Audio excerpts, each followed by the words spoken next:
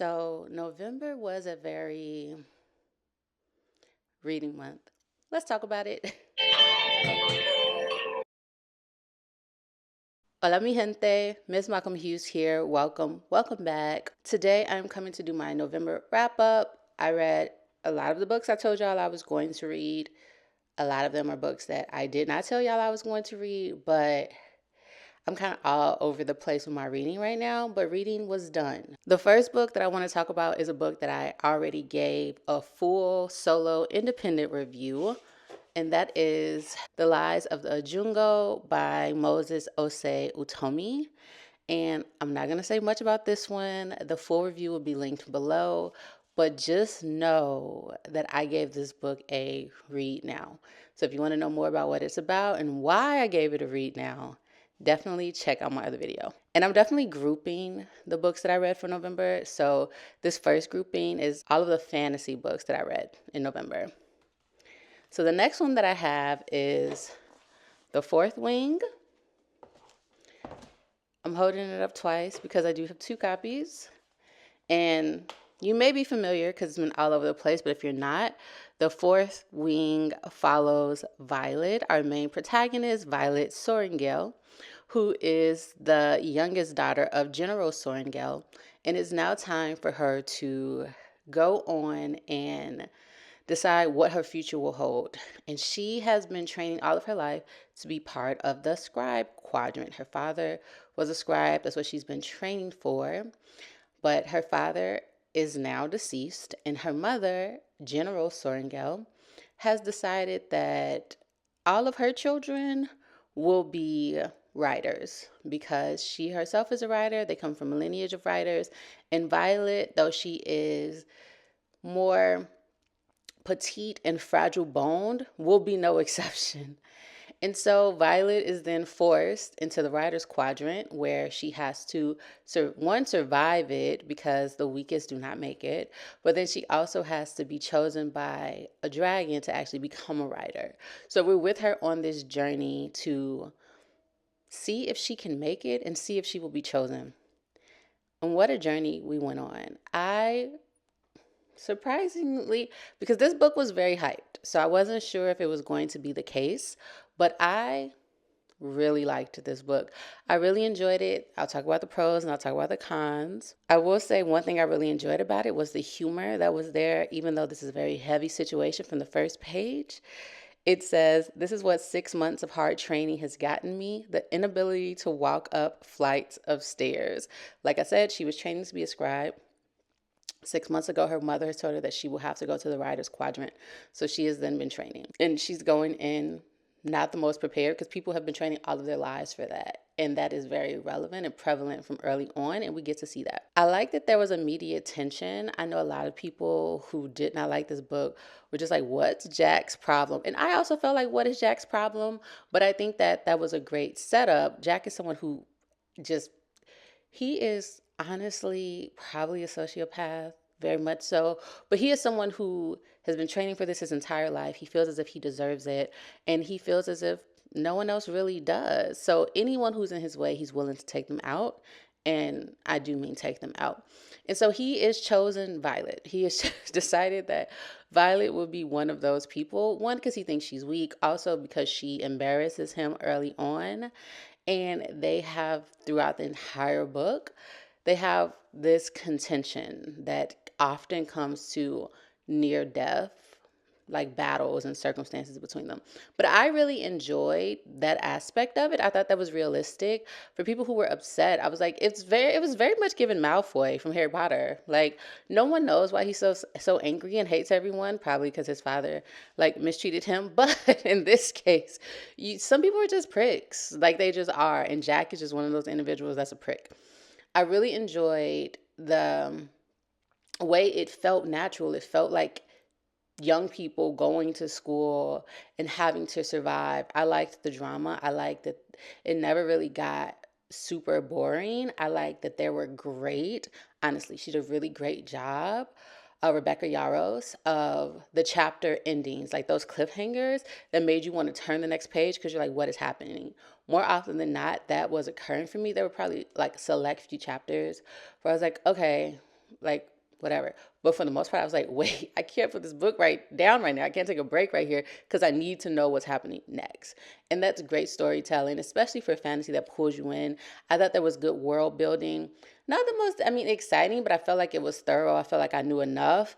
That's not necessarily my favorite thing about fantasy. I am someone who's very character driven. So I really like to see the evolution of our characters. I liked learning about the signets, and that's the powers that people will inherit from their dragons. Loved learning about those. Thought those were really cool. I did have a little beef with the fact that she has powers similar to Storm and that she hated it so much initially. But I think I think that it could be realistic. I think I'm just riding for Storm a little bit too much, so I took offense. But I think that if you have that power and you are seeing other people have different powers that you feel like can be healing and helpful to others, then I understand how you can have your own frustration of, why is this my power? Like, I can't heal or help people with this. And so I enjoyed that. I really appreciated the relationship between her and Zayden. I think that enemies to lovers is starting to grow on me. It used to like annoy me, but the more I'm reading it, the more I'm like, I'm not mad at that. But I think it's just like evolution in life and shifting, because I'm starting not to love second chance romance as much as I used to. So things change with time. But I liked their relationship. I will say it wasn't always clear why Zayden liked her. Like it was fine, but I was like, if the hatred was that deeply rooted, I feel like it could have taken more. But you can't always control attraction, and it's just there, and you either choose to like give in or not. So it wasn't unrealistic. I also appreciated the story development arcs for many of our characters, our main characters and our side characters. I realized I was so deeply invested when I cannot say his name. I will not spoil that for you all. But even behind the glasses, I'm getting a little teary-eyed right now. When my boy died, I was so hurt. Somebody had to die. But when it was my boy, I was really, really hurt about that. And that made me realize like I was really invested in these characters. That was good writing, good storytelling. And so I really enjoyed the character development of all of our characters, honestly. Even the big reveal at the end, I kind of anticipated it. Once I was like a few chapters from the end, I was like, I wonder. And then it turned out to be true, but I wasn't mad at it. It was like exciting. I'm like excited to read Iron Flame and continue the series. Now, those are my pros. Some cons. Violet was getting on my nerves sometimes. Honestly, she was given entitled in some aspects, and then her anger, I didn't feel like it was deserved or warranted. Sometimes she would be so angry or just harp on a topic, whether it's her internal thoughts or out loud. And I'm like, girl, this is life or death. Like, and I'm also someone, I can't say too much without giving it away, but I'm also someone, and maybe so this is maybe my own issue, but I don't think everyone needs to know everything all the time. I think that you need to know what's important to you, what's life or death for you, what will help you. And if that isn't the case, I don't necessarily think you need to know the information. Now, that can anger people because they feel like that's lying by omission. But I don't think so. I think in life or death situations, and I'm trying to protect you, if you don't need to know, then you don't need to know. Like, that's unnecessary burden and unnecessary worry. But that's just me. But so reading that was a little frustrating and annoying for me. I did dislike the fact, and this is hard with fantasy because I can see the threads of other fantasy books here. Like I even have in my notes, I was like, I hate the fact that I can see the footprint of Harry Potter through here. And that's hard because I think Harry Potter was so essential for all of us in our fantasy journeys and just childhood reading experiences that it's there. But I will say in one of the other books that I read, I could see that footprint in Harry Potter. And so it's just in fantasy sometimes it's hard because you're like, I can see the comparison. I can see like what inspired you. And that's not a horrible thing, but sometimes it does take away a little bit from the originality. And my last big flaw with this book is that it could have been shorter. It could have been shorter. It didn't need to be this long. I'm not mad at it. I enjoyed it for the most part, but some things were repetitive. Some scenes weren't necessary. It could have been shorter and the messaging would have been the same. So that was a big one for me. Like I ended the book and was like, that was good, but it didn't need to be this long. And even as I was getting closer to the end, I wanted the book to be done. And so not that I wasn't enjoying it, it just felt like it was dragging. And so those were like my cons. I didn't have an issue with the writing. I enjoyed it. I thought for this to be the first installation in the series, I thought it was good. It did what it needed to do. It has me invested in the characters, and it has me wanting to continue the series to see where it will go. And for that reason, and all of those reasons, I ended up giving this a read soon. I really enjoyed it. There were some flaws. I was like, not like this was amazing, but this was really good. So the next book I want to talk about, I actually listened to this and it was such an experience. I would talk about it. It is King Arthur and the Knights of the Round Table by Benedict Ryan. Y'all, this was so good. I actually wanted to read the King Arthur series or book because I want to get back into the Legendborn series. I read the first one and I never followed up. I have the second one. I think the third one is coming out next year. So I want to get back into it. I have so many series I'm in the middle of. I've considered doing one of those videos, but I'm like, I have so many that like, I don't even know at this point. Let me know if y'all would be interested. But I do want to continue the Legendborn series. So I was like, okay, I know that King Arthur and the Knights of the Round Tables was a big theme throughout that.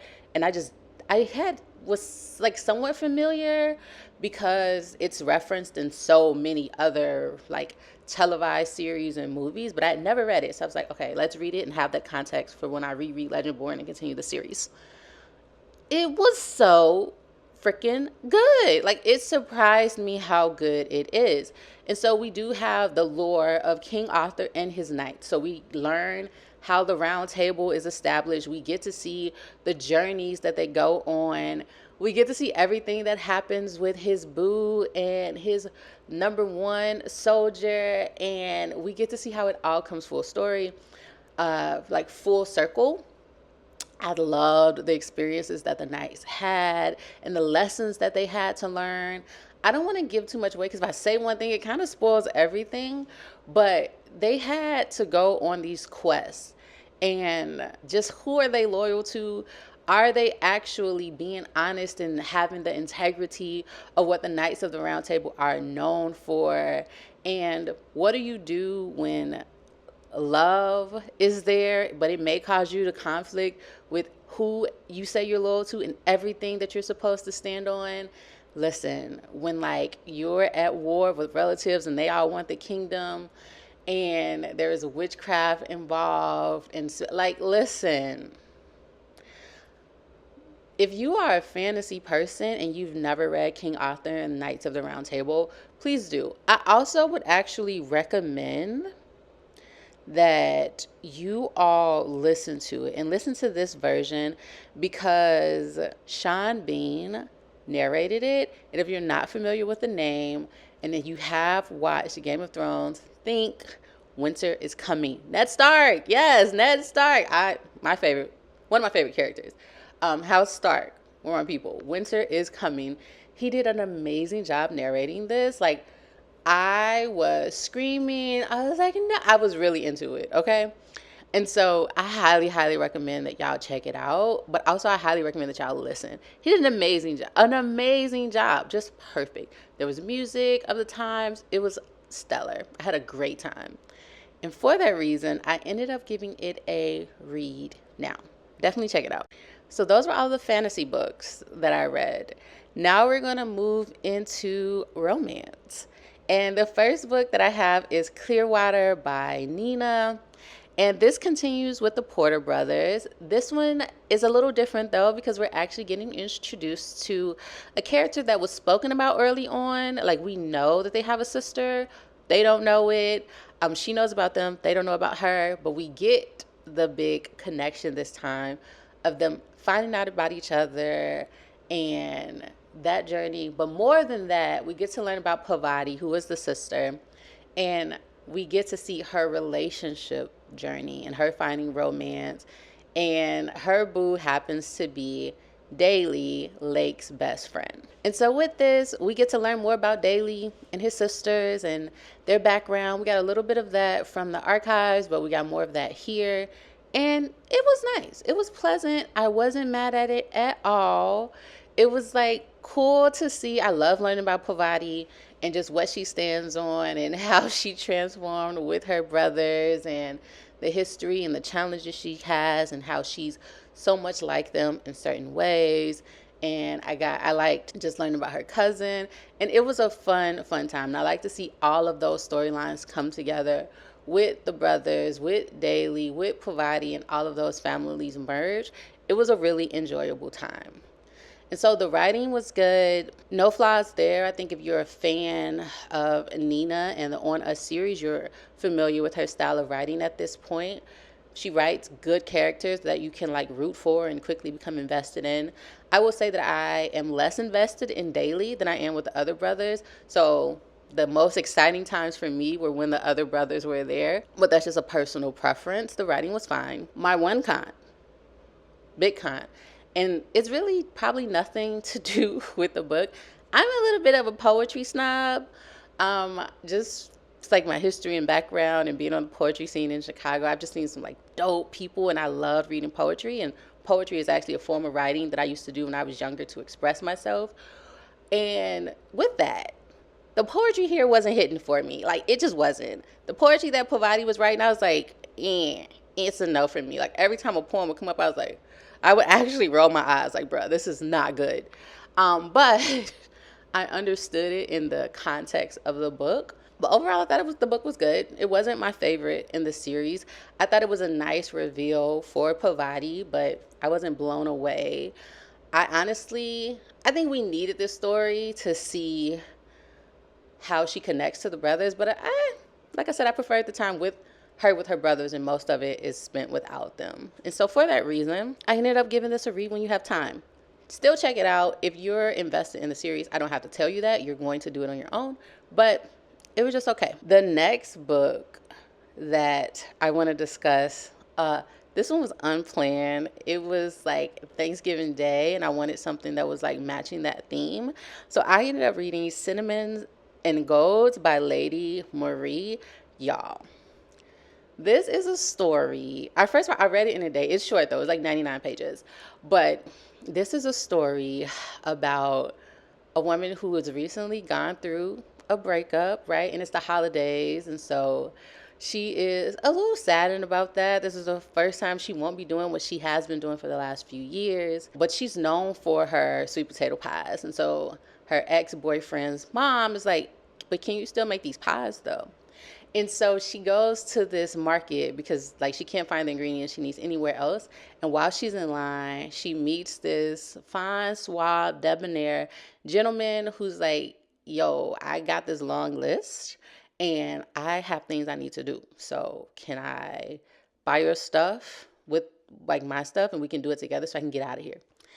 And so they have this chemistry, and it's like tug and pull, but it's fun. And so they don't exchange numbers in that moment, but somehow in another, they end up at the same event for Thanksgiving, and the drama is top tier. The chemistry, top tier. When I tell y'all I smiled the entire time I was reading this book, I was just sitting there. I had to catch myself. I was just smiling, the whole time. And I was like, definitely a new book boyfriend unlocked. Certainly, for sure, without a doubt. Also, just a random thing about me. I really like the name Gideon ever since I first heard it in Criminal Minds.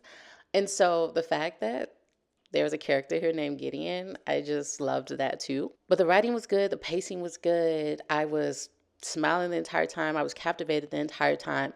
Those are my pros. It was spice levels good, drama levels good, all the things you want. My cons. One, I feel like one of the characters was a little toxic. It was attractive, but toxic, okay? Gotta acknowledge it was toxic. Also, there's a huge flashback scene that didn't occur here. And I wish that it would have, because it's referenced of like, this is why they don't get along, but we don't really understand why. And I guess it's just like, I've always hated this person, no real reason, just their character sucks. But I wish that there would have been a flashback scene to give us that context. I also thought there's a certain scene that happens in someone's room, and I thought that was scandalous. I thought that was completely scandalous and unnecessary. But listen, petty is petty, and so I understood it. But those are like my cons. Nothing that took away from my enjoyment of the book by any means. I liked it so much that I put the book down and immediately ordered it, honestly. So the physical copy will be here soon. Um, I just had such a fun time with this book. Like, quick read, didn't want to put it down, got through it. Like, it was so, so good. And so I ended up giving this a read soon. The cons did take away from it in the overall, like, it's not a read now, but it is a read soon. And if you wanted to read it right now, I wouldn't be mad and I wouldn't tell you no. Keeping up with romance, the next one I have is a short work of poetry, and it is Full of Grace by Luis Canizaro. And this was just adorable. It was like stories of like romance or poems and tributes to romance unfolding, abstract, just little tidbits on love and the journey. And I thought that it was so fun. I really enjoyed it.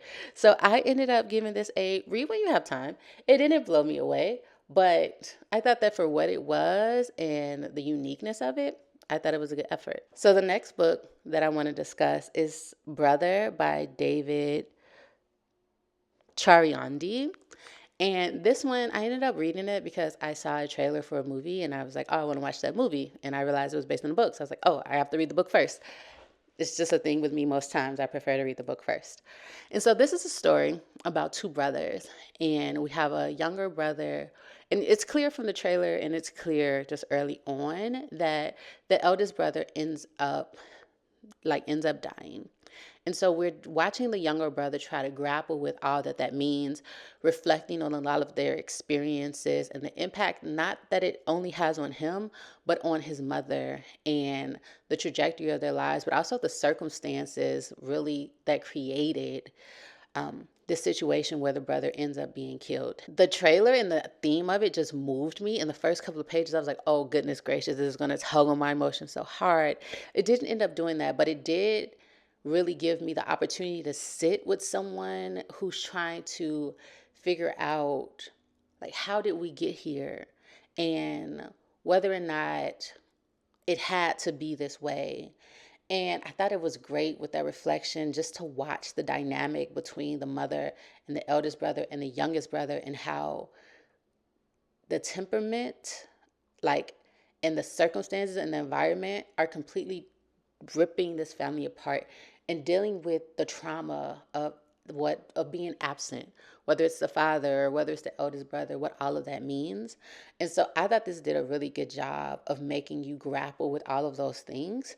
And as someone who lost my eldest brother, like, these type of stories always make me nervous because I'm just like, emotionally, I don't know where it's going to take me and how it's going to hit.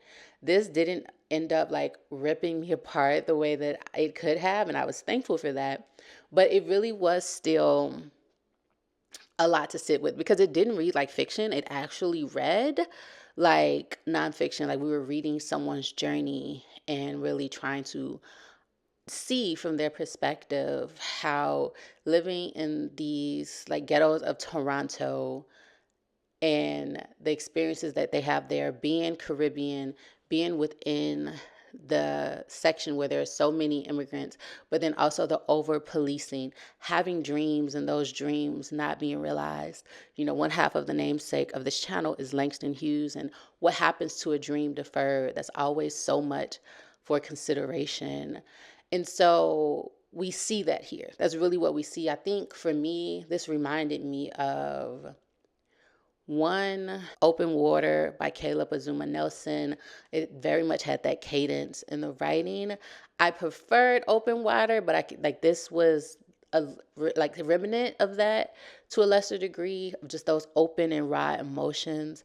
Also, the movie Moonlight, and just all of that, the trying to be who you are in an environment that is not acceptable, and how do you talk about it? Do you tap into it? Do you not? That was there as well. It very much reminded me of that, but in a different way. But a lot of the themes felt very similar to that, and I love that movie. So I wasn't mad at it at all. Overall, I think it was a good experience. I watched the movie. The movie was one of the movies that actually held pretty close to the book, very select few deviations from the original story, and I could appreciate that. But overall, I felt like the goal here and then the actualization weren't completely connected. I feel like thematically it was great. I love the idea of it. I could see the attempt at the execution, but I didn't feel like emotionally it always connected. I feel like it should have gone deeper in a lot of areas, both the book and the movie. I feel like there were a lot of roots to unpack, and they really weren't. Some things were just skimmed and like surface level, and it would have created that deeper emotional attachment. Like I should have felt more when certain things happen in the story or on screen. I will say that watching it on screen, I would turn away and like cover my eyes because certain things are just hard to see. And certain things they didn't show in as much explicit detail as the book, and I appreciated that. So overall, I ended up giving this a read when you have time. Like I said, this is one of those books where I felt like the goal and the execution were not completely aligned, but I wasn't mad that I read it. And the last book that I want to talk to you all about is the one that you all selected for me to read this month, Scenes from My Life, Michael K. Williams, a memoir. And this is select scenes and experiences from his life to create the story of who he is or who he was as a person, how he chose to live his life, the challenges of his addiction, and the challenge of wanting to get out of a place or feel like you're captive in a place, but realizing that that place is home. And how do you go back and try to help it and try to heal it and heal yourself as well? Because as you know, addiction is something that you fight every day, every hour, every moment, every second sometimes. And so what does that mean as you're trying to move forward and create a life and chase dreams, but you feel like you're consistently being tugged back as well? So you're consistently having this internal struggle and battle with yourself. I will say that, in my opinion, a memoir is one of the hardest books to write because I think that for anyone, you're trying to summarize your entire life experience by selecting a few scenes or a few occurrences or just major moments in your life to get people to understand the whole of who you are. And that's impossible to do. I find that memoirs, even when I read them, I always see the vision, but it's just so hard to do that thing that a memoir is setting out to do. And I would say even here in trying to truncate his life into select scenes to create this story, I feel like a lot was left out. I feel like we got a lot, especially early on. I appreciated and enjoyed so much. Well, they were painful emotionally, but I enjoyed learning about his experiences growing up, the relationship, especially the relationship with his mother, the relationship with his father or the lack thereof, and also the generational trauma there and how that impacted him and his relatives, and trying to make a home in a foreign land. I can always appreciate that because it's such a human story and it just relates to so many challenges that we face and just why it's so hard sometimes when you're trying to achieve your dreams, but all the things that kind of haunt you. I really appreciated his heart and soul for the community and giving back. I love the opening here with the story that's being told and a young brother asking him like, are you happy? Like really happy? And him really having to like sit with that and try to think through an answer for that. And I think that's just such a part of life, right? Of like, are you happy? Are you good? Really? If so, or if not, like, where can you go and what can you do? And so as this book continued, it really ends with his focus on community, his focus on giving back. We do get a lot with him and his challenges with addiction. I really wish he could have lived to see this book come out because I think the ending would have been different. I think they tried to end it on a higher note, and I appreciated that. But if you know the story, you know how he ended, and I wish we could have gotten more about like what he was dealing with during that time. Maybe that's too much to ask, right? I think that this did a really good job, though, of highlighting who he was as a person, his character, where his drive for fighting the criminal justice system, for giving back to the community, for being a presence in the community, the significance of that for all of us to show up, and how that's not an abnormality. That's not something that shouldn't be expected, right? These are our homes. These are where we come from. And if we don't go back and leave breadcrumbs, and if we don't show up, who's going to do it. And I really appreciated the fact that in his fight for the prison, against the prison industrial system, it was for everybody, right? It was for young men, but it was also for young women, and you cannot forget them, and a lot of people do. Also for transgender, LGBT, like all of that was here in that consideration. I really appreciated. I think that there were some things here that were skimmed over and not really touched on, but it's probably from a comfort level. And so there was so much here, but there was still so much more that I wanted. But I was happy that I read it. The pacing was good. Once I got really into it, I didn't want to put it down. I was like invested and wanted to see where it would go. I like the connections, and it's funny, like so many people you meet in life and just young people he grew up with, and you never know what the future holds. Like Queen Latifah, or he calls her Dana, and how that was an inspiration for him, that he could actually do something with his life because you're seeing someone in real time that you know in a completely different setting do it. And so overall, I thought it was a good book. I thought it was well done. One of the better memoirs that I've read. Like I said, I think memoirs are notoriously hard to do, especially after I think someone has passed away, to really wrap it all up when it was an uncompleted task. And so I ended up giving this a read soon. I really, really enjoyed learning about his life. It was a little hard to read because you're like, man, like you know the end result. And so when you're reading the challenges, it's just like, you know, like you wish it could have ended differently, but I really enjoyed and appreciated reading it. And so those are all of the books I wanted to come to discuss. I know, y'all, there were so many books that I started this month that I did not finish. Like so many of the books I told y'all I wanted to read this month, I started all of them. Some of them I just couldn't get into. And I had to like not hold myself to that. I had to release that from myself. I was like, it's not hitting. It might hit later. I was like, dang, I wish I could have come and like told y'all all the books that I wanted to read. And that was for every book that I wanted to read this month or this year, and told y'all I was going to read and didn't finish. Some of them just weren't connecting at the time. And some of them were beautifully written. I just couldn't deal with them or read them at this time. But there's always, inshallah, there's always more time in the future. And so hopefully a lot of these books that I told you all that I wanted to read this year, you will see next year, you will see in the near future. And so before we get out of here, I do want to announce the winner of my giveaway. If you missed it, that's unfortunate. But I was doing a giveaway and I announced it when I did my review of The Lies of the Ajungo. And the winner for that is actually Gender Quest. I did that offline, but the winner was Gender Quest. I'll be reaching out to you to make sure you get the book, but I'm excited for that. I have so many goals, reading goals for next year. It'll look a little different than what I was doing this year. So I'm excited to come tell y'all about that soon. So much to come. And yeah, that's what I wanted to say for now. I hope you're all doing well, staying warm. It's becoming really quite chilly. But until the next time, as always, I am MsMalcolmHughes, one who believes that books are sometimes better than people. And until the next one, please remember to give time, to be kind to yourself and each other, and to have the very best day of your life on purpose. Peace. Odabo. Adios. Ciao.